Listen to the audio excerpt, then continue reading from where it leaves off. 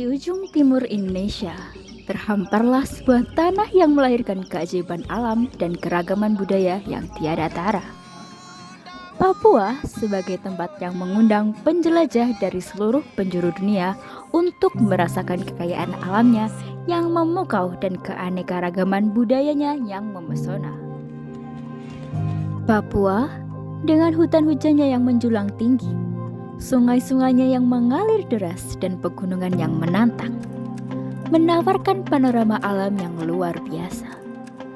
Dari pesisir pantai yang memikat hingga puncak gunung yang menyentuh langit, setiap sudut Papua adalah panggilan bagi pertualangan dan eksplorasi.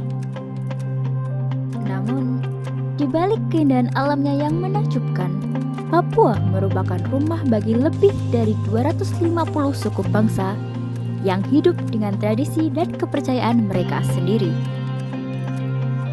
Dari suku Dani di Baliem Valley yang terkenal dengan rumah tradisional dan ritual perangnya, hingga suku Asmat di pesisir selatan yang mahir dalam seni ukir dan mempunyai kepercayaan unik terhadap roh nenek moyang mereka. Setiap suku di Papua membawa warisan budaya yang kaya dan berharga. Dengan segala keunikan dan kompleksitasnya, Papua terus menjadi tempat yang memikat dan menginspirasi bagi banyak orang. Bagi para penjelajah yang berani menembus hutan belantara, bagi para peneliti yang ingin menyelami kehidupan masyarakat adat, atau bagi siapapun yang ingin merasakan keindahan alam yang masih alami, Papua adalah panggilan yang sulit untuk diabaikan. Selamat datang di Papua, di mana keajaiban alam dan keanekaragaman budaya berkumpul dalam sebuah perjalanan yang mengubah pandangan dan merayakan keindahan dunia yang luas dan luar biasa. Tahukah kalian bahwa media massa pernah dikembarkan dengan keberadaan mumi di permukiman suku Dani? Suku Dani adalah salah satu suku yang terkenal dan terbesar yang ada di Papua. Suku ini memiliki keunikan budaya dan tradisi yang menarik untuk dipelajari. Suku Dani sendiri mendiami wilayah lembah Baliem yang ada di bagian tengah pegunungan Jayawijaya, Papua. Mereka juga masih memegang teguh adat dan kebiasaan dari nenek moyang dan masih menggunakan teknologi Neolitik dari masa lalu. Kaum laki-laki pada suku ini juga masih menggunakan koteka untuk menutupi kemaluan, dan para wanitanya menggunakan pakaian rumbai yang terbuat dari rumput dan serat. Nama Dani sendiri diberikan oleh para peneliti pada ekspedisi Strili. Menurut Lerau, arti nama Dani ini berasal dari bahasa Moni, yakni Dani, yang berarti sebelah timur arah matahari terbit.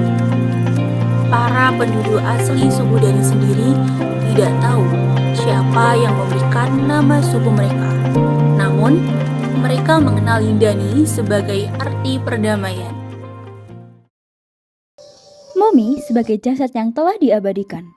Dengan melalui berbagai tahap pengawatan, biasanya merupakan sosok yang disanjung dalam masyarakat, seperti pemimpin suku, pahlawan perang, atau tokoh yang sangat dihormati.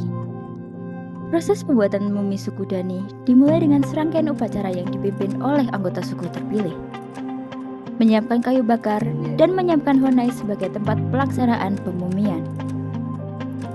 Sebelum proses pengasapan dilakukan, dipersiapkan babi yang baru lahir sebagai penanda waktu dimulainya upacara. Kemudian, dilakukan pengasapan kepada mayat menggunakan kayu yang dibakar. Waktu pengasapan berlangsung selama babi baru lahir sampai babi tersebut mencari taring yang panjang. Bisa diestimasikan selama kurang lebih 1 bulan. Setelah selesai pengasapan, kemudian dilakukan upacara-upacara untuk memandikan para petugas pemumian. Kemudian, ekor babi dipotong dan digunakan sebagai tanda waktu berakhirnya upacara pengasapan. Ekor babi tersebut kemudian dikalungkan di leher mumi. Setelah semua proses pengerjaan mumi selesai, maka diakhiri dengan pesta bakar batu. Menariknya, Ada satu proses lain dalam pemumian di Papua. Suku Mek contohnya. Suku Mek menaruh jenazah di atas pohon selama 1 tahun.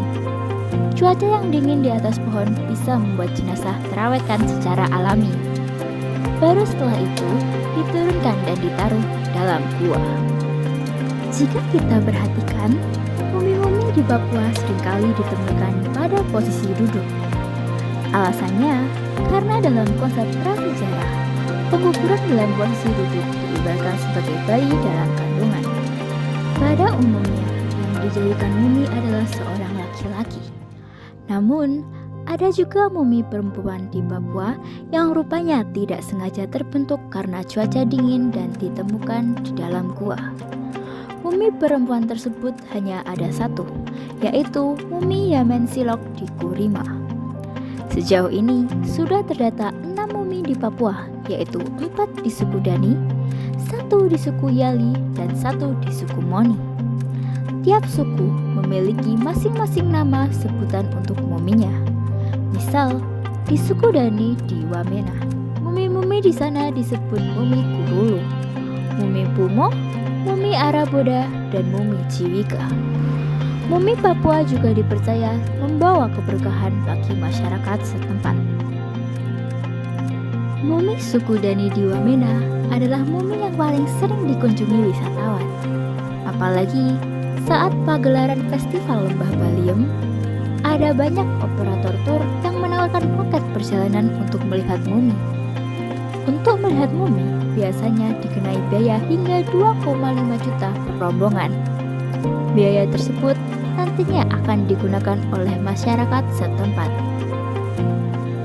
Mumi-mumi pada suku Dani sudah dikonservasi oleh Dinas Kebudayaan dan Pariwisata Kabupaten Jayawijaya bersama Balai Arkeologi Papua pada tahun 2017 silam.